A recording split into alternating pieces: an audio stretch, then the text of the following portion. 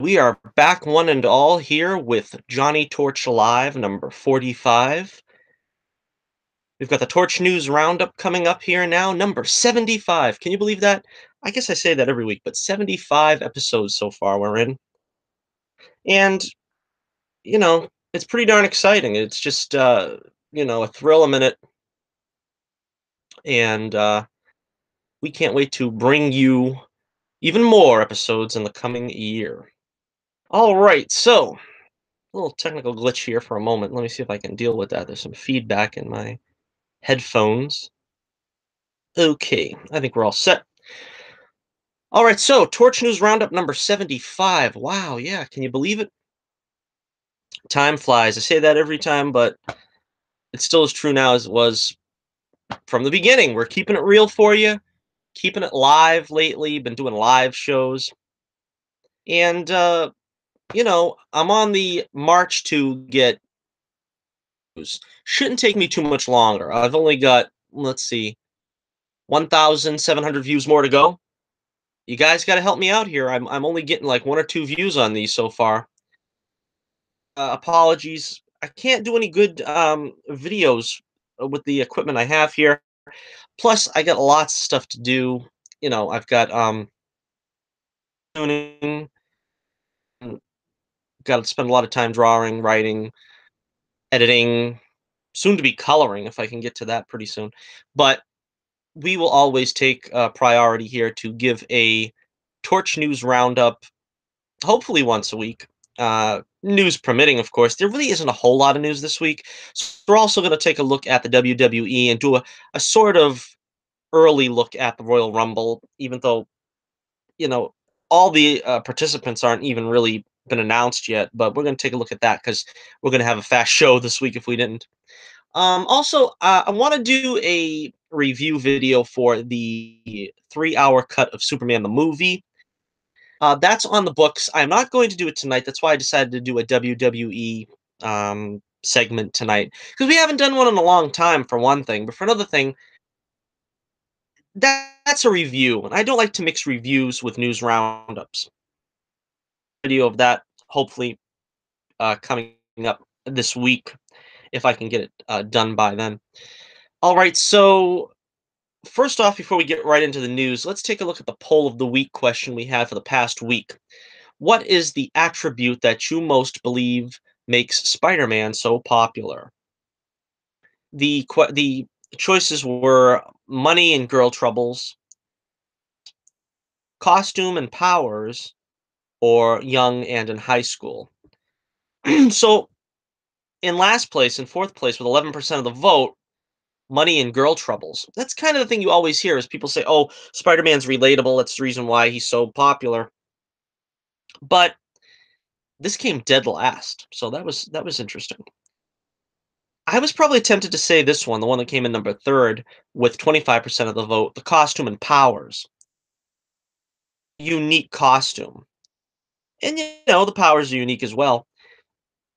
Number two, with 29% of the vote, was Wisecracks, another one that was something that Spidey is most known for, but surprisingly came in second. And by a significant margin, with 35% of the vote, the winning choice was young and in high school, which that surprises me. I really never seen Spider-Man as a young character. When I was a kid, he was in college, and I always enjoyed him being college age most of all. So I don't know if this is the reason why perhaps they keep bringing him back to high school in the movies because the people like it better that way. Apparently, by a you know decent margin, people have voted that this is primary attribute that he's young and in high school. Folks see it that way, Peter Parker, I suppose. I don't know. I always seen him more as like a college age guy that sort of, when you get girl troubles and money troubles and this and that, you're usually not 15 years old. I mean, the slightest, puppy love and allowance issues really don't, factor into what I think of Peter Parker's troubles. But the people have spoken, so that is what you have decided on this week's poll of the week question, or I should say last week's poll of the week question. um, question. We have an interesting one. Who had the most unceremonious death in 2017? The choices are also the question is, who would you like to have had a more meaningful death in the movie? Uh, the choices are between Thor Ragnarok and The Last Jedi. And if I can bring it up here, I don't know. Let me see if I can find it. This is live podcasting, folks. If I don't have my notes in front of me, this is what you have to deal with. So, no, I can't find what the averages are so far. I mean, I can give you the names of the participants, but I thought I could find the percentages. But okay, here it is. I found it. I found it. All right. So the choices are either Admiral Akbar, Snoke, Volstagg, or Fandral.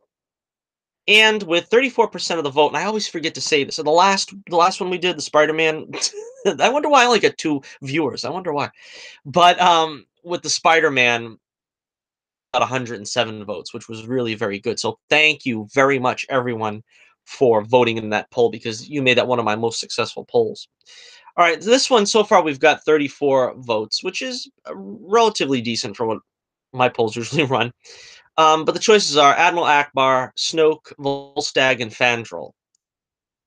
Fandral are Thor's warriors, 3 buddies, obviously killed off with nary a blink of the eye. And of course, we have from The Last Jedi Snoke, who, we kind of figured he would get a better send off than just getting hacked in half by some kind of, you know, brain freeze he apparently had. And of course, Admiral Akbar. I mean, loves Admiral Akbar. It's a trap, is like in the American lexicon now. And he was just blown away without even really getting a death scene. I mean, really, I mean, you didn't even know that he blew up. It's just the section of the plane blew up or whatever. So anyhow, so far we've got Volstagg in 4th place with 3% of the vote, Fandral in 3rd place with 9% of the vote, 2nd place with 26% of the vote, and in 1st place with a whopping 62% of the vote. He deserved a better passing into the Force, Admiral Akbar. Okay, so we are ready to move on now to the show proper. We're going to do a segment here I like to call Johnny's NFL Football Picks of the Week. Yes, we are in the playoffs. Playoffs? Don't you talk to me about playoffs. Jim Mora, we still remember. This is the divisional round this week, and I'm going to very briefly say what happened here for Wild Card Weekend. The difference: 2 wins, 2 losses apiece, bringing my score up to 165 wins and 95 losses. A really good season for me. I don't think I've ever had less than 100 losses in a year. So if I manage to keep this down like this and get under 100 losses, I'm probably going to break my own record. All right, so I picked right now. It's halftime in the Atlanta-Philadelphia game, and Atlanta is winning 10-9. A very close one. Since this is the first game and it's not over yet, I felt it was still, viable for me to give my picks on the show because, if I wait till after the fact, like I did a couple of times, people aren't going to buy it. All right, I took the Falcons over the Eagles. Right now, they've got a 1-game lead. I mean, a 1-point lead in the game. Of course, I'm going with my boys, the Patriots, over the Titans. That will be at 8:15 tonight. Tomorrow, the AFC game is the Jaguars at Steelers. I'm going with the Steelers on that one. And the NFC game at 4:30 will be the Saints at the Vikings. I'm going with the Vikings on that one, although I wouldn't be surprised at all to see the Saints win. A lot of people are saying the Saints are going to win, and I don't know. I just don't want to rest on the Vikings because they seem to be pretty. They seem to be pretty much the real deal to me. I didn't really see games with them. I don't know. I mean, they don't have, you know, a really competitive division. The Lions probably the ones that gave him a tough time this season. Of course, the Packers would have if not for Aaron Rodgers' injury. Of course, we also have the Patriots, ESPN running all kinds of disparaging thing, running their mouths again. What are they doing? I mean, you're just making it tougher on whoever the Patriots are going to play. I mean, you don't know by now that the Patriots get their motivation by people trash talking them. And so you got the teams themselves learning their lesson. They keep their mouths shut. And now what happens? ESPN's like riling things up, rankling the chains, trying to get the boys all agitated again so they can destroy these teams that got ahead of them. They're going to destroy the Titans. I mean, I'll be very surprised if they have a hard time with the Titans. They'll have a tougher time with the Steelers, but we know that and so I guess going by my picks here, I'm seeing the Falcons and the Vikings in the playoffs. I don't really see the Falcons beating the Vikings either, but that'll be something if it's a Falcons Patriots rematch. Back to back seasons, we get to see them, duking it out for the championship. And the Falcons are really after that took is I'm sure motivating them as well. So, I don't think we have much to worry about though, uh, Patriots fans. And that's part of the reason why I'm trying to get this update to you tonight, while there's halftime here on this game. So maybe we can get on to see the Patriots in action, my boys. Also, I wanted to mention that we are not going to do a This Week in Comic Book TV because the only thing we have is MacGyver and Agents of S.H.I.E.L.D., and I didn't watch them last night. Went out, didn't get a chance to watch them yet. And I didn't have time this afternoon to watch them because, the game was on. And it takes me 4 hours to set up one of these live shows. I hope you all appreciate how much work I put into this. I got to pick the pictures. I got to work on two different laptops because the sound is terrible or terribler on one than the other. But the other is more slower and the processing is no good, whatever. But it took a lot of work to get here. So, no This Week in Comic Book TV. Oh, we got so much to do next week, though, for Comic Book TV. We've got the uh, 2 hour long The Gifted finale. We've got Supergirl, Flash, and Arrow coming back. I believe Legends isn't coming back yet, but Black Lightning is making its debut. Of course, we're really going to be looking forward to seeing that, the premiere episode. Yeah, so that's going to be a chock full of nuts week next week. It's going to be nuts. All right, so that is it for another weekly edition of Johnny's NFL football picks of the week. And I think we're going to move on now to our wrestling segment. Let's get the wrestling stuff done because I haven't had a wrestling segment in a long time. And I guess it's because I'm not one of these dyed in the wool guys that, can talk wrestling for hours on end, but I loves me a little wrestling as much as everyone else. And of course, this is the main story everybody's talking about. Paige is done. Retiring. It's a forced retirement, though. That's what's sad about it. She came back from a neck injury last year, surgery for it last. I don't know, she's had a lot of ups and downs during the past year that I'm not going to mention. We're not going to talk about that, but a tumultuous year for Paige, let's put it that way. And now she was injured in a six-woman tag match with Sasha Banks. Apparently, there was a I don't know, a back injury she sustained, and she couldn't walk. She couldn't get to her feet. Her having temporary paralysis apparently, and that's never a good sign. Uh, and so it was thought that she had a stinger or something in her back. Turns out it's going to be a bit more difficult for her than that. So the WWE, they don't think that you're going to recover. They pulled the plug on her and told her that she can't compete anymore. They're not going to license her or whatever. So, sad news for Paige fans. I like Paige. I don't know if I was ever her biggest fan, but she's got that personality that's, works for her. And, at 25 years old, it's sad because she had a whole career ahead of her. And she was going to be in the Royal Rumble, potentially. That would have been her,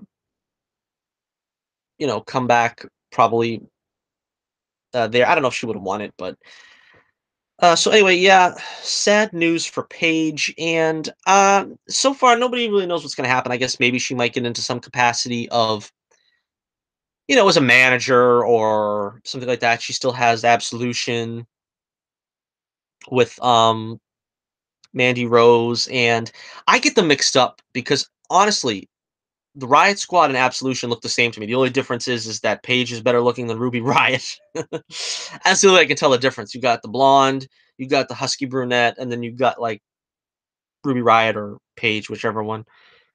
So, Sarah Logan, the one on Absolution, I don't remember. No, she's on the Riot Squad. So, let me know what you think in the comments below. What do you think is going to be the fate of Paige going forward in the in the NFL? And that would be interesting in the WWE because you know, can she make a career out of it like Daniel Bryan's been doing? And that's another interesting thing. Let me bring that up. What do you think about this? What's going on with Daniel Bryan? It seems like they're pushing for like him coming back in the ring. At least it seems that way. It seems like the way they're doing crazy stuff between him and Shane McMahon. What is in the works there? Because they were pushing like this feud between Daniel and The Miz for a long time over on SmackDown. And, it was pretty depressing to me because, The Miz is like pushing all his buttons and you know that he's not cleared to do even one wrestling maneuver, Daniel Bryan. So it's the same thing here now. Are they pushing this kind of friction between Shane and Daniel because they're going to build up to something in WrestleMania? Or is this just going to be they're just, futzing around and to do? I don't know. I think Bryant wants to wrestle again. I think he will wrestle again, probably in another company or something. I don't know. He's under contract for like another year or so or something. I don't know. By the end of the year, he might be out, and he probably will wrestle again, but probably not with WWE. Change their minds about this. I think Bryant said he's cleared all the medical tests that he has to clear, but they haven't licensed him yet. Again, I don't know. All right, so we've also got. Let's take a look here at the other big news. We've got the Enzo Amore injury. That's right, my boy Enzo, the certified G. This actually looked pretty serious, although I haven't been able to find any information if this is for real. I'm imagining it's a work because they had an after the match they had a like a segment with Enzo and Nia Jax. Actually, this looks like Enzo, after a romantic evening with Nia Jax. This is the condition that Enzo's usually in. But that Enzo and Nia storyline is pretty interesting. I don't know, they might do something with it. I was thinking maybe they could do something like that with Alexa Bliss and Braun Strowman, because it looks like Nia's um, attention is split between Alexa and Enzo now, so that could be interesting. Anyhow, Enzo got injured apparently in a match with um, Chris. Oh, my mind just went a blank. I love when that happens. I get the picture of him right there in front of me. I can't remember his name. Cedric. Um, Not Cedric the Entertainer. Anyhow, you know Cedric. We all know Cedric. Everybody knows Cedric.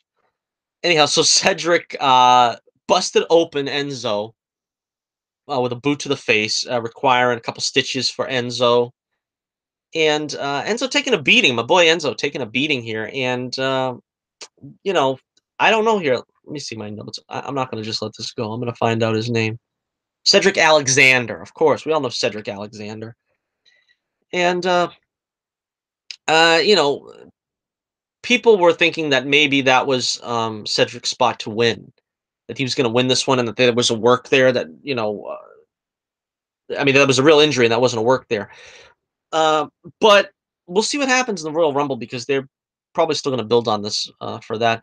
A lot of people are injured. Gosh, we got Dean Ambrose still injured. Remember the torn triceps he got Raw and not going to be back for potentially months, which is a sad thing. We've got the an interesting. This gives Jason Jordan a better shot at plying his gimmick. He's like trying to be the third Shield member. He's trying to take over for Dean Ambrose, and I just love this storyline because, like everyone else, annoying in the beginning when they introduced him as Angle's son, and he's trying to basically prove himself by fighting everybody, Samoa Joe and this and that. Another one that's out, Samoa Joe. We're talking about injuries here. Gosh, Samoa Joe's out now too. I like Samoa Joe. He's probably one of my favorite heels now. Um, he's really good. So he's going to be out for the Royal Rumble as well. But yeah, this gimmick with Jason Jordan is going over really well for me, and it's like it's really gonna pop when he goes heel. You could tell that Seth Rollins is sort of like the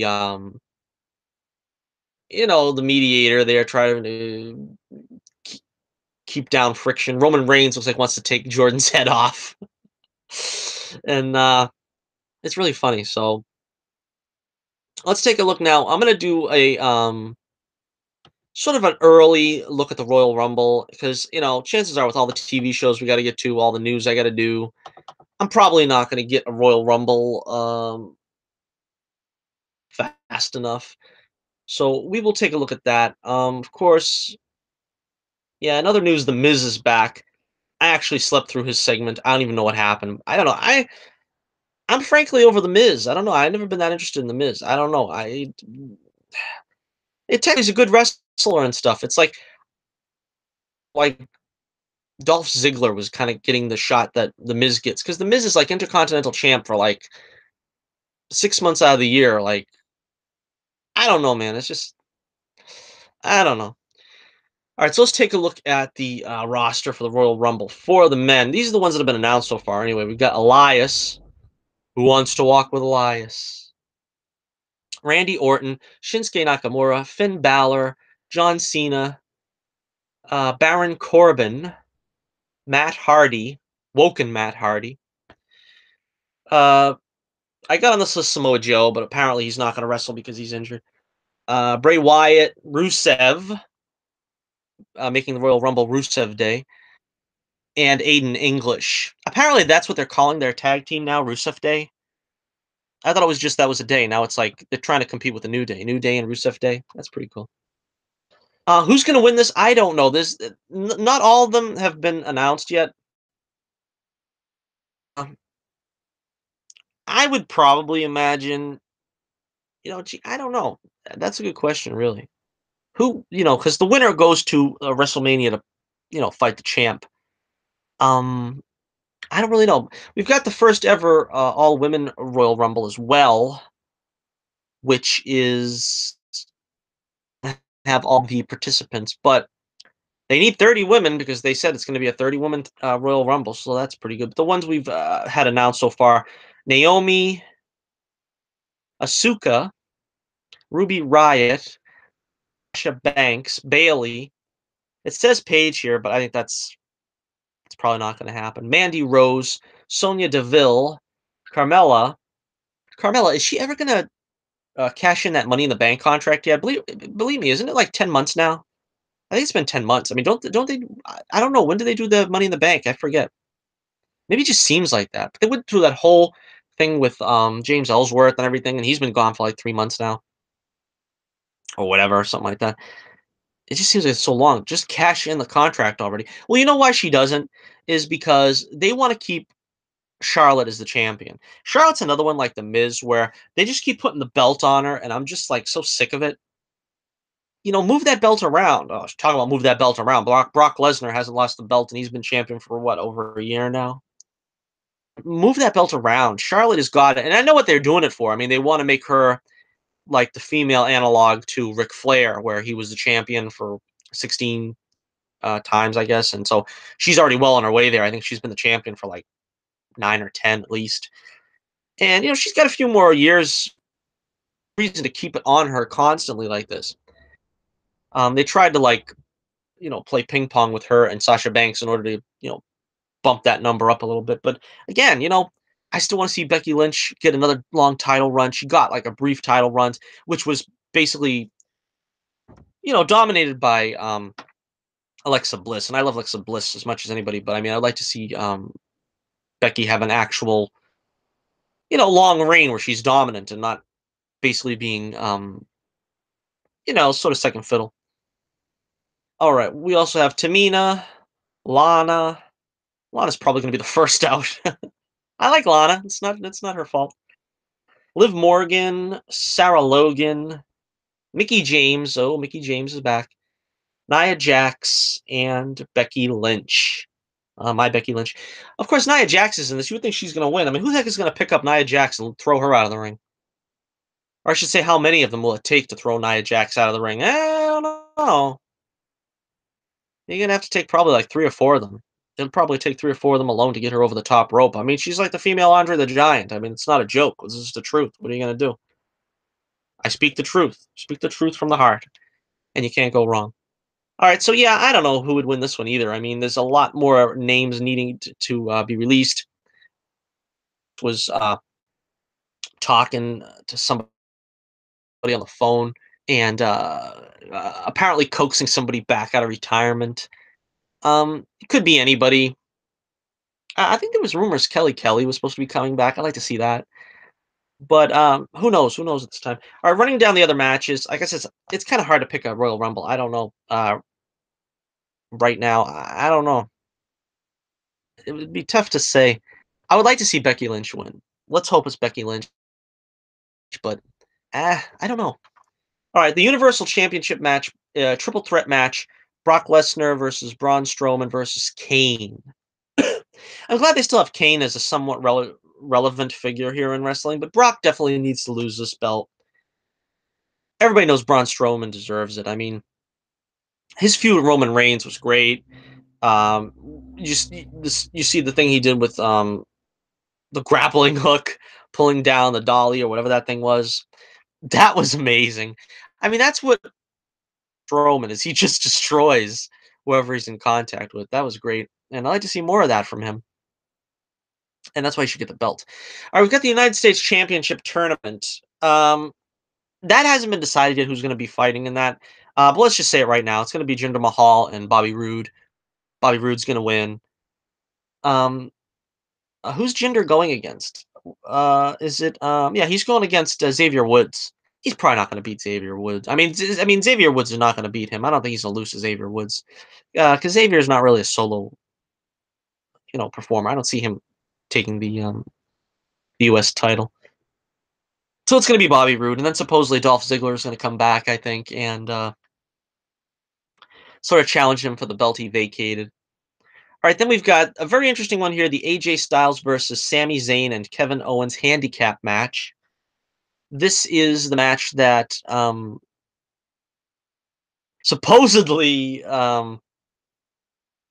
AJ Styles asked for, and Daniel Bryan.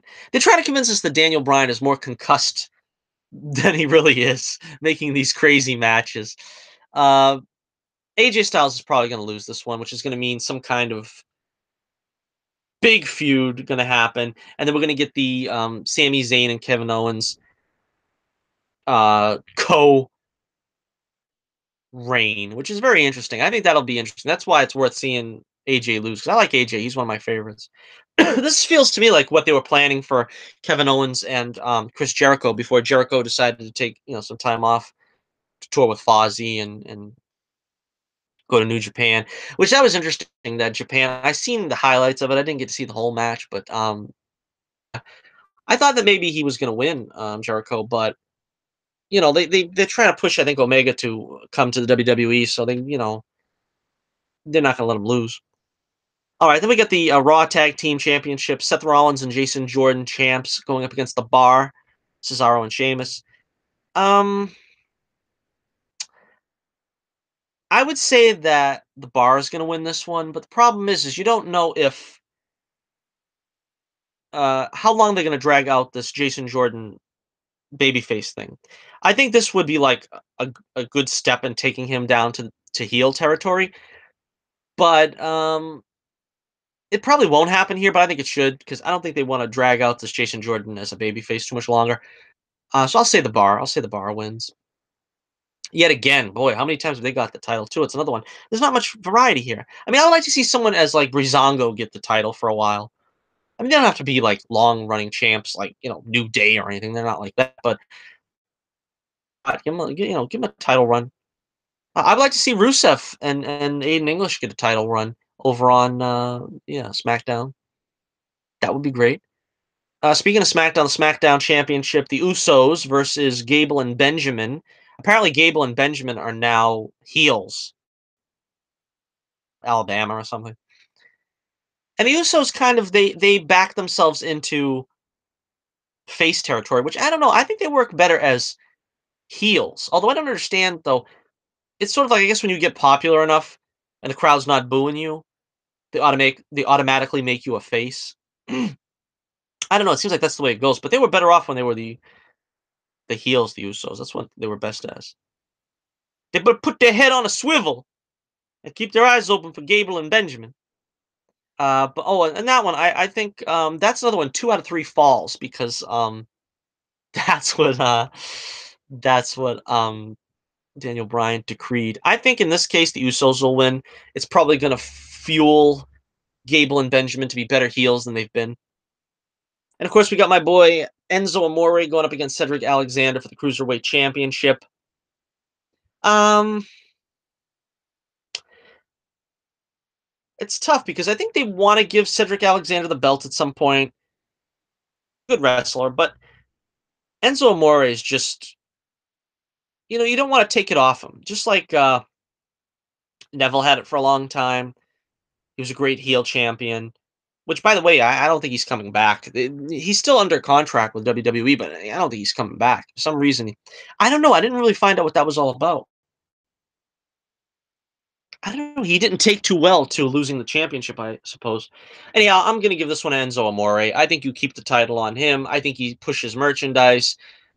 He's certainly got the personality much more than Alexander does.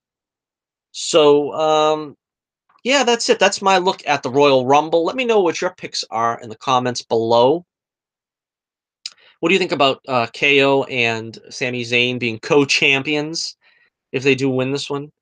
What do you think about the first ever all-woman Royal Rumble? That's certainly exciting. I always wanted there to be a female tag team title.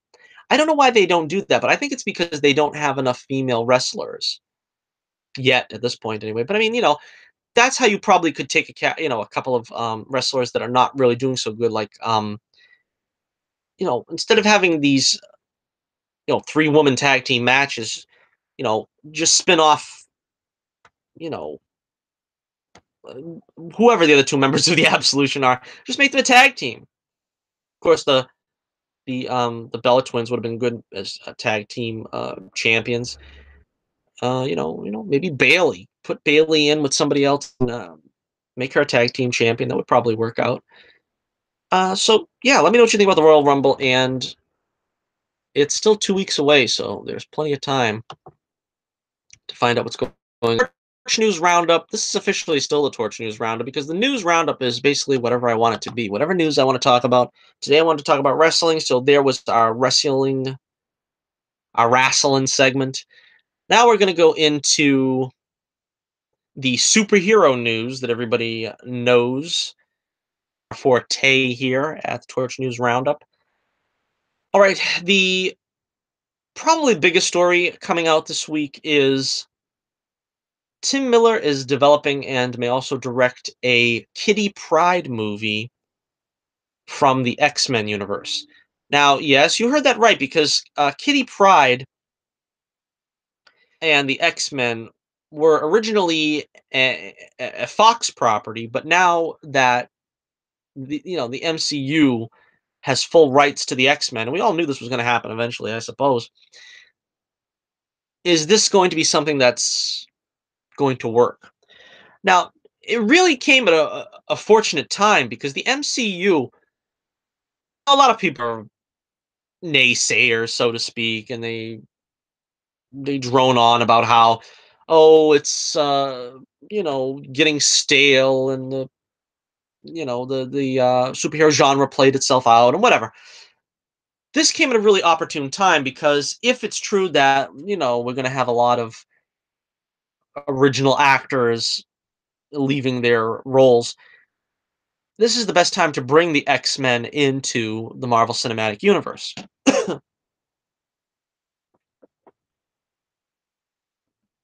Because that is going to fill a lot of the void of the main actors leaving, if they in fact do leave. Robert Downey Jr., Chris Evans, etc. Now, there's no word yet if this is going to be the Ellen Page Kitty Pryde. Uh, I would like to see them reach out to Ellen Page to return to Kitty Pryde. Actually, it said that I'm trying to find the quote. It said that Joss Whedon had previously pitched a movie for Kitty Pryde, and Ellen Page was quoted as saying, "I've heard that. Yeah, well, I'm available. I love that. I would be so thrilled to play Kitty Pryde again." So apparently, Paige wants to play Kitty Pryde again, so she should get that chance if this is in fact the case. But of course, the problem being with this is, will they want to reboot the entire X-Men franchise? Will they scrap everything, or will they keep with the established continuity, with the established cast? Now, the interesting thing about this, about a Kitty Pryde movie being arguably the first film out of the gate for this new uh, MCU X-Men, would be this might be the way you merge the existing X-Men universe with the MCU. We've already found that Kitty Pryde has powers that in Days of Future Past allowed her to transport Logan from the past to the future. Would this be, I mean, from the future to the past and vice versa? Would this be something they could do to bring the X-Men into the MCU? Would this be something that leads the way and opens the door, so to speak? I don't know, because it's one thing to send a consciousness back and forth through time, but this is like saying that she can send through a parallel universe. I don't know if that's something they is that something people would buy? I don't know. But yeah, it's interesting. It's an interesting thing to mull over. So let me know what you think about a possible Kitty Pryde movie. Are you interested in that? Do you want to see Kitty Pryde as sort of the kickoff to the X-Men in the MCU? Do you want to see Ellen Page return, or do you want to just reboot? We will soon find out. Related story here, we've got more rumors about Hugh Jackman's involvement in X-Men Avengers crossover. Will Hugh Jackman, in fact, return to the fold? Now, the latest rumor, last week we heard Chris Hemsworth say, of course, the Thor actor, that he wanted to reach out to Hugh Jackman and see if he would come back for at least one more shot at the Wolverine claws, so to speak. Now we've got a story from Sebastian Stan saying that he caught up with Hugh Jackman, and he sort of broached the subject as follows, and I quote, Sebastian Stan said, "Recently I happened to be sitting next to Hugh Jackman. I didn't know what other awkward thing I could talk about, but to be like, am I going to see you soon? He said a couple of things to me, and I'll just leave it at that. Otherwise, I feel like I'm going to get into trouble with somebody. I asked him, though, because I kept thinking whether or not love was supposed to be the last Wolverine thing or whatever, thinking about it, and it's been on his mind. So I don't know. He may be." All right, so that is exciting news. Just to know that at least Hugh Jackman is open to the possibility. He's quote unquote thinking about it because he loves the character of Wolverine. He's one of these actors that really prizes the role that he's been given. He's not like one of these guys that are just like, let me get done with this. It's just a job, and I want to get done with it and forget about it after it's. He wants to do right by the character, and he wants to do right by the character as far as he's physically able to. And so if he thinks he still has it, he still has gas in the tank, he's going to do it, I think. But I hope he does, because That's why I said so many times. I mean, we don't have to worry about, Wolverine being the greatest physical specimen. You know, I think fans will, be forgiving of him showing his age a little bit. I mean, he's not an old man. I mean, he's playing old man Logan, but really, you put him back in the same hair and makeup as Wolverine from the, you know, 2000s, and he's going to look the same pretty much. I mean, even today with the technology they have, I mean, they made Robert Downey Jr. 30 years younger in uh, Civil War. With the technology nowadays, it just take a snap of the fingers to try to like make him look a little bit younger digitally if they had to. But I don't even think he needs that. I think you just put him back in. You know, everybody wants to see this, and that's what I mean about how this came at the best time for the MCU. This is a dream come true for fans. Everybody loves Hugh Jackman's Wolverine for the most part, and if you don't love Hugh Jackman's Wolverine, what's wrong with you? Come on, don't be a loser. And everybody wants to see him take on the Hulk. Everybody wants to see him with Captain America and Thor and stuff like that. Put him into the MCU. Get Hugh Jackman in there. Get him in the yellow and blue costume that all the fans want to see that they never would do over in Fox. Give us the last hurrah for Hugh Jackman as Wolverine. And I didn't really like Logan that much, but you'll still have Logan. You can still say that's the last chapter of the Logan, solo series or whatever, but just seeing him with the Avengers would be worth having him come back. All right, we've also got a couple more things here in the X-Men universe. A lot of X-Men news, it seems like. We have news about the Gambit movie. Oh, that long-suffering Gambit movie. With this movie, what are you going to do to me with this movie? It's like torturous abuse. Having to read about this every other month. All right, Gore Verbinski, the at least third director, officially Gambit project. This film that's been gestating for probably 5 years now, if not more. I think we also did a video where we actually went down the list of each and every moment in human history where they built up how the Gambit movie was being made and how they had a date and how they had a. In my notes, I do see that we had uh, Rupert Wyatt from Rise of the Planet of the Apes and Doug Liman from Edge of Tomorrow were already attached to this film, and of course they left the project. Gore Verbinski was supposed to deliver this film February 14th, 2019. At this point, I don't think the film is going to be made because the MCU, they're not going to stop and keep waiting for these little pet projects to just keep floundering. They're just going to pull the plug on them, and they should. This has had more than enough time to find its footing. I mean, who out there is really demanding a Gambit solo movie? Let's forget about Channing Tatum. I mean, I got nothing against the guy. I liked him as Duke, and I felt bad they killed him off in GI Joe. But get a younger actor, stick him in with the younger cast there, Cody Smith McPhee and Sasha Grey and whatever else. The young characters, the young actors. I don't even know their names, but get them in there with a young Gambit. Cast a young rogue, something like that. That's the only way to use the Gambit character at this point. Nobody wants a solo Gambit movie, really. So you're not going to be breaking people's hearts by shelving this thing indefinitely. But apparently, the studio has set a new release date, June 7th, 2019.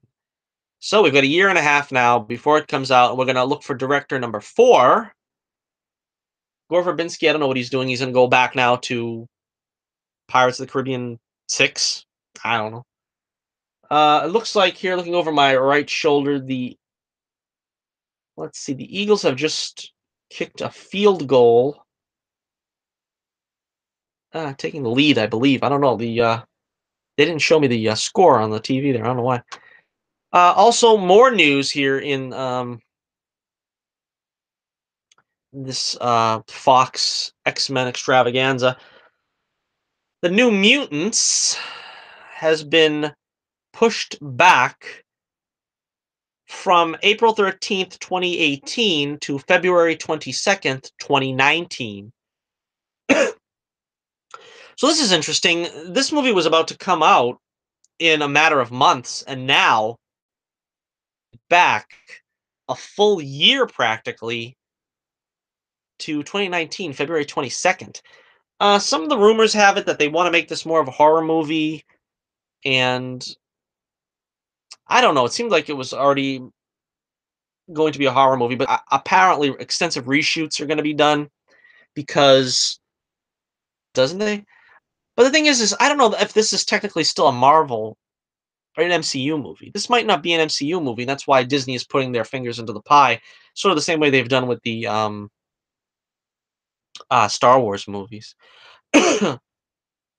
Which, speaking of that, I didn't even have this as a story, but yeah, people are making a lot of making hay about the fact that Han Solo, the prequel, is now entering into reshoots, not Riri Williams, reshoots, because the reshoots that they went under Ron Howard are done from the Lord and Miller version, but now they're reshooting and doing pickups to the Ron Howard shoots.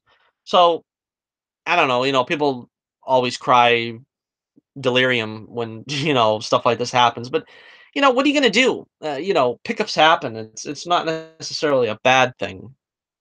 See what happens. Also, here I've also got Shazam has an official release date now of April 5th, 2019. I'm pretty sure that was already released, that information at some point, but now that Shazam will be released next year in April, about a year from now. So let me know what you think about any of these stories we've just covered, any of these topics we've just done. All right, we've also got the story here, and this has been we've been talking about this for the past couple of weeks. As fate would have it, I was talking not long ago about my pitch for a Black Widow solo movie, and now they have announced that there is a writer attached to the Black Widow movie. So the movie is going to be going forward pretty soon. Jack Schrafer is going to write the Black Widow movie. I don't know anything about her. As I said on Twitter, the press are ballyhooing that this is a woman writing and oh, it's such a great thing. But to me, it doesn't make any difference. I mean, you know, you give me a good writer. I don't care if it's a man or woman. There's nothing about the Black Widow to be written by a woman. Uh, I said the same thing about, there's certain movies like Wonder Woman, for instance. I can see that being written by a woman and being directed by a woman because, Wonder Woman has lived on an Amazon island and surrounded solely by women and a film that quote unquote needs a woman's touch. Uh, Almost the same thing can be said about like the Black Panther. The film is like an exploration of African culture. It's better to have a black writer, a black director, because you're dealing with the themes that those people of color would understand more than somebody trying to emulate it and just trying to study it. And it's sort of the same thing with Wonder Woman and the Black Panther. But in this case, I don't see why we should be so excited. They're gonna have to have a woman director, they're gonna have to have a woman writer. It's like Natalie Portman, that chucklehead, saying that, when they were doing the Golden Globes and announcing the winners for the male director for the directors that they were all males. And it's like, why as a civilization is that what we're so fixated on? Why are we so worried that we need to have 14 female directors, we need to have black directors, we need to have 35 Asian directors, we need to have 22 uh, dwarf directors? I don't know. It just seems like that is, I never got that. I don't understand that. I want whoever is the most qualified for the project. And I say, well, we have the most qualified person for the project. Well, I mean, who is this Jack Schaefer? I don't know her from Adam. So I can't really get that excited about it. I mean, maybe if you were telling me it was Joss Whedon, I would be like, yeah, Joss Whedon ain't gonna get nowhere near a Black Widow now because as soon as the slightest you know controversy is put on your name, you're gonna get blacklisted, which is unfortunate because you know the problem nowadays is with these big scandals and stuff going on is all you have to do is be alleged. All you have to be is accused. And then, the public opinion turns on you like guilty. I thought that was part of the great thing about America was that we're innocent until proven guilty. But apparently not so in America nowadays. It's like the media will turn on you if you're just accused of something or, because let's face it, anybody can say anything. And that doesn't necessarily make it true. Of course, we also have, I wasn't even going to talk about this, but the Stan Lee allegations, quote unquote. I mean, come on, leave the guy alone. The guy's 95 years old. He was married for almost 70 years, just lost his wife in the past year. All of a sudden, you're going to tell me he's some kind of, predator or something at 95 years old? I mean, give me another 11 break. You know what I mean? It's like the day that you should be worried about Stan Lee, it's kind of strange. Kind of strange. All right, but getting back to this now, I already gave my pitch, so you can check that out 2 episodes ago. My pitch for the Black Widow movie. And I don't have a lot of I don't have a lot of let's just say I'm not expecting this to turn out the way I wanted. That's going to be a very politically correct movie. It's going to be a very, genteel movie. I'm sure you'll have the prerequisite shirtless scene of whoever the male actor is going to be in this one, as per every Marvel movie. But you're not going to have the Black Widow being a seductress or a temptress. She's just going to be a butt kicker. They're going to do the same thing with Captain Marvel, which Captain Marvel, I can see that because that's more of her role, but uh, they're not going to use the Black Widow with all of her skill set intact. Um, they'll probably play lip service to it, or, in some capacity, sort of the way they did in Avengers, the Winter Soldier, but you know, they're not going to really sink their teeth into this one. I'm pretty sure that R-rated, which I don't think it should be R-rated anyway because I don't approve of R-rated superhero movies. At the helm, I don't think it's going to be R-rated anyway. If they had put this on Netflix, they probably would get away with more, sort of in line with what the character, is known for, that kind of espionage thing. Which would be fun actually because the Black Widow had a history with the Daredevil, and of course Daredevil's over in Netflix. So that actually could have been fun to see a Netflix, Black Widow Daredevil TV show, probably a Black Widow show with a Daredevil guest starring. I would imagine would be the way they'd handle it. But like I said, I've gone over this already several times, so let me know in the comments what you think. If you would like to see a Black Widow movie, and what do you want to see in the Black Widow movie? I think it's well beyond time that you got a solo movie. Scarlett Johansson's paid her dues. She's played Black Widow in like 7 movies now, I think, at this point. And she finally gets a solo movie to really explore the character. She gets a trilogy of these. I mean, I hope she's not done anytime soon. I mean, she's been great. A lot of the heroes from Phase One are starting to get phased out, so to speak. And I hope she's not one of them. I hope this is a good sign that she's going to be signed up now for another 10 years, whatever. I mean, I don't know how old she is, but I mean, she can handle the Black Widow role for another 10 years. I mean, they try to pressure a lot of these actors to move out when they get to a certain age, and that's what bugs me. That's what bugs me about Hugh Jackman. That's what bugs me about Robert Downey Jr. Guy starts pushing 50, and it's like, oh well, when is he going to stop playing it?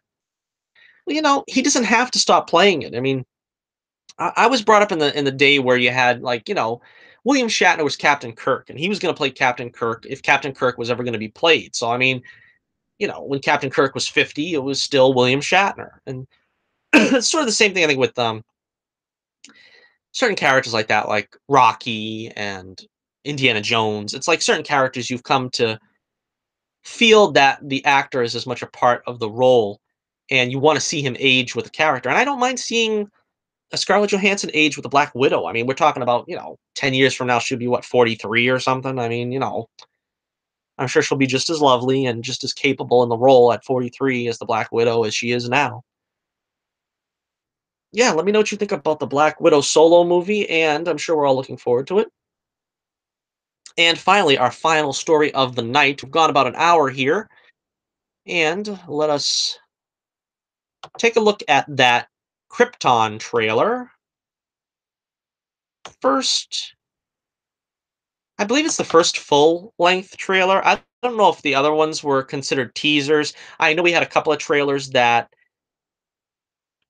or they were pulled once they were put out. They were not legit. The powers that be didn't want them seen. I don't know. But for this trailer, this is the trailer that supposedly is going to sell us on the show. So we have Seg-El, who's going to be the protagonist of this series, Jor-El's father and Kal-El's grandfather. And we see him narrating the trailer. There's some cool imagery. There's like the S symbol, etched into the ground where he's standing. And the most interesting thing is we have Adam Strange. There he is in the picture right there. For some reason, dressed like he lives in a trailer park. I don't get that. I mean, Adam Strange, I don't think he's ever been in live action before, but this is the way you introduce him. It's a very Sci-Fi Channel thing to do. Very Sci-Fi Channel. I can't see what they were thinking. He's got what, a Detroit Tigers hat on? I don't know. Maybe Adam Strange is from Detroit in the comics. I don't know. So he tells Segel that he came from the future to prevent Superman. No, he says somebody from the future came to the past to prevent Superman from coming to Earth. And could this be Brainiac? I don't know. And he gives Seg-El Superman's cape, I guess, as a sign that what he's saying is true, I guess. I don't know. And that's pretty cool cape, though. That's with the yellow S shield on the back. Very Christopher Reeve Superman. And, I always love that. See, they don't have that on the Henry Cavill Superman because it's too difficult to animate when you're doing a CGI, version of him flying and whatever and this and that. But yeah, we have the Superman cape there from the original Donner Superman. A lot of the imagery from the original trailers or whatever they were, teasers, is not really in this. There's just like a lot of guns and fighting and stuff. I don't know. We got somebody here in the chat room. I got somebody in the chat room. Let me say hello to them. That is Gene Paul Ace Peter. Hello. Thank you for joining us here on the Torch News Roundup. We got the show is almost over, but we're taking a look at the Krypton trailer.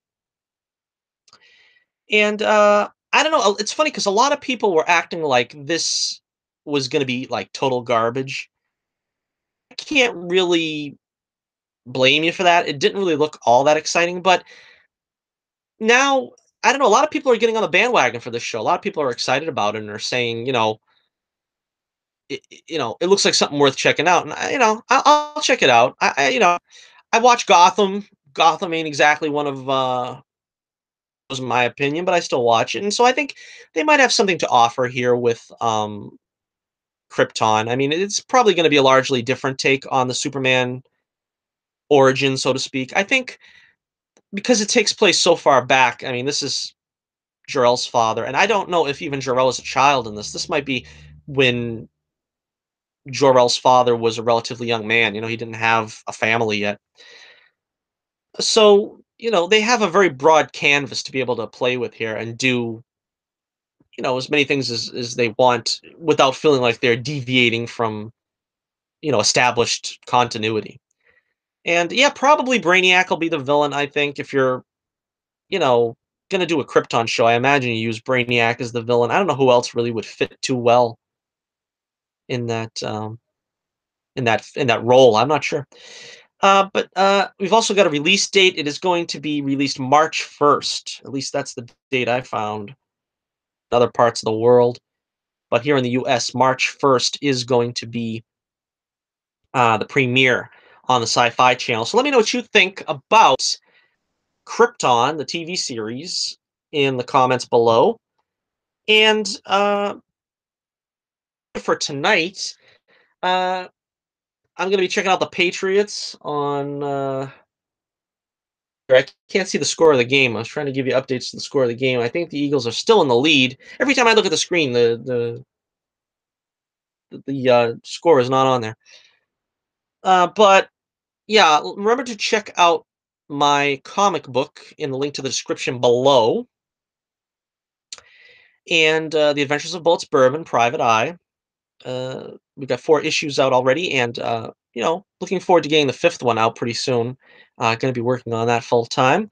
We also have my Twitter page link in the description below. You can check me out on Twitter. It's all I do is yak all day on Twitter. I probably should because I could be getting more things done.